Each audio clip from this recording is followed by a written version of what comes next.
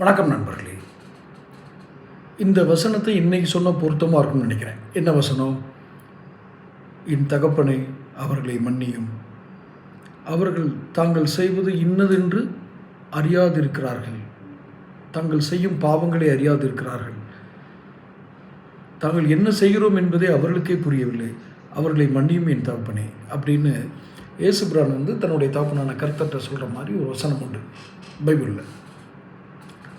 அப்போ அறியாதவங்களுக்காக, அதாவது தாம் பாவம் செய்கிறோம், நாம் தவறு செய்கிறோம், நாம் முட்டாளாக இருக்கிறோம், நமக்கு அறிவு போதாமல் இருக்கிறது, நாம் இன்னும் பக்குவப்பட வேண்டும், நமக்கு இன்னும் அந்த போதிய பக்குவம் கைகூடவில்லை, இதெல்லாம் தெரியாமலே ஒரு கூட்டம் தவறு பண்ணிக்கிட்டு இருக்கு.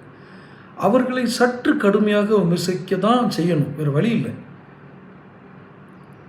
நான் 1000 முறை சொன்னது போல், நீங்கள் வர நினைப்பது உங்கள் கம்பெனிக்கு நீங்கள் சிஓ வர்றதுக்கு யார்ட்டையும் கேட்க வேண்டியதில்லை. ஆனால் இன்னொரு கம்பெனியில் நீங்கள் ஒரு சிஇஓ போஸ்ட்டுக்கோ இல்லை ஒரு டைரக்டர் ஃபைனான்ஸ், டைரக்டர் மார்க்கெட்டிங், இது மாதிரி ஏதோ ஒரு போஸ்ட்டுக்கு வரணும் அப்படின்னா அதில் நீங்கள் நிபுணத்துவம் பெற்றிருக்கணும் இல்லையா?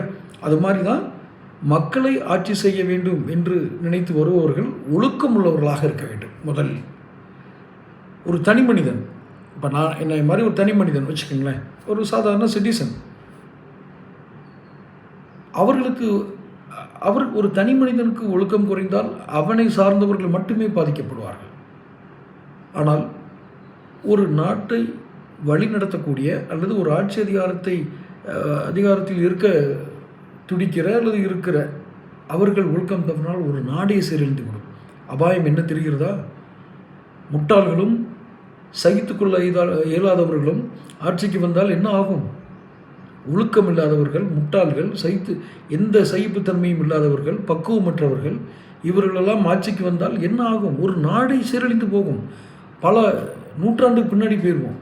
அப்படி ஒரு கூட்டம் செயல்படும் பொழுது அவருடைய அறியாமையை சற்று கடுமையாகத்தான் நாம் சொல்ல வேண்டியிருக்கும். ஏனென்றால் அப்போ தான் அந்த பாஷை தான் அவங்க காதில் விழுகுது, அந்த மொழி தான் அவங்களுக்கு புரியுது. அதனோட விளைவு என்னாச்சு தெரியுமா?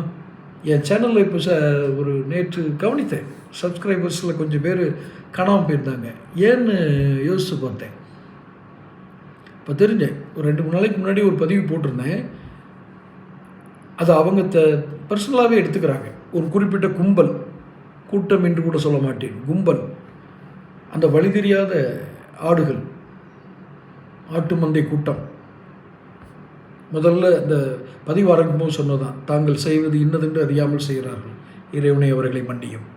நன்றி.